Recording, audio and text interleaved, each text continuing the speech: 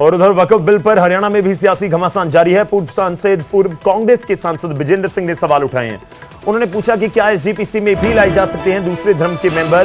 क्या अयोध्या राम जन्मभूमि ट्रस्ट में भी गैर हिंदू सदस्य हो सकते हैं? कांग्रेस के सवाल पर अनिल विज ने पलटवार किया, कहा कि जमीन की लूट रोकने के लिए लाया गया है बिल।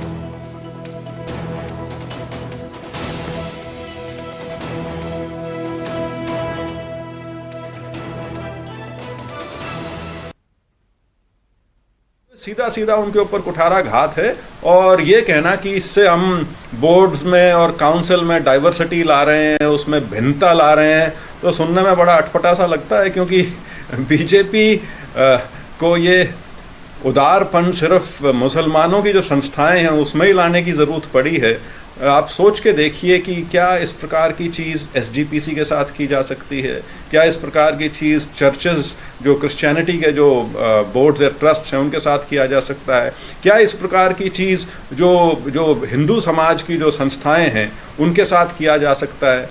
ज़रा सोच के देखिए, राम मंदिर से संबंधित जो ट्रस्ट है, क्या उस पर गैर हिंदू हो सकते हैं? और ख़ास तौर पर उनका बहुमत बन सकता है, ऐसी परिस्थिति बन सकती है। आपका माता वैष्णो देवी का ट्रस्ट है और आपका शीतला माता का, इनका मैं जिक्र इसलिए कर रहा हूँ दो ट्रस्ट का क्योंकि ये सरकार ने इनका प्रबंधन लिया हुआ है।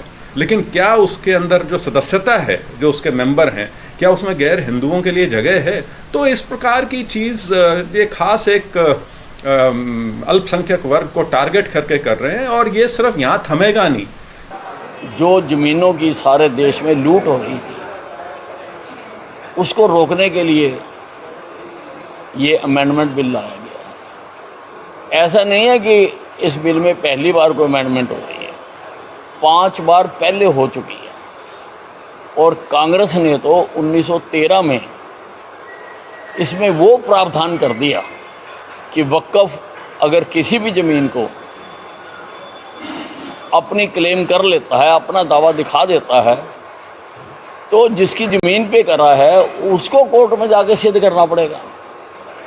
और ऐसे धारा के होते हुए कल को वो सारे हिंदुस्तान को अगर वक्फ की प्रॉपर्टी कर दें तो सारे हिंदुस्तान को धक्के खाने पड़ेंगे कोर्टों। तो बयानबाजी का दौर तो जारी है वक्फ के ऊपर। और उधर समालखा में वक्फ संशोधन बिल पर मुख्यमंत्री सैनी का भी बयान सामने आया। उन्होंने कहा कि संविधान के तहत नियम प्रक्रिया होगी, किसी को कोई परेशानी नहीं होगी। वक्फ में पहले विवाद थे काफी, बिल के बाद वक्फ में अब कोई विवाद नहीं रहेगा। समालखा पट्टी कल्याण सेवा साधना में वो पहुंचे हुए थे जहां उन्होंने ये बात कही। नियम होने चाहिए संविधान के अनुसार। जब नियम प्रक्रिया होगी तो किसी को कोई दिक्कत नहीं आएगी।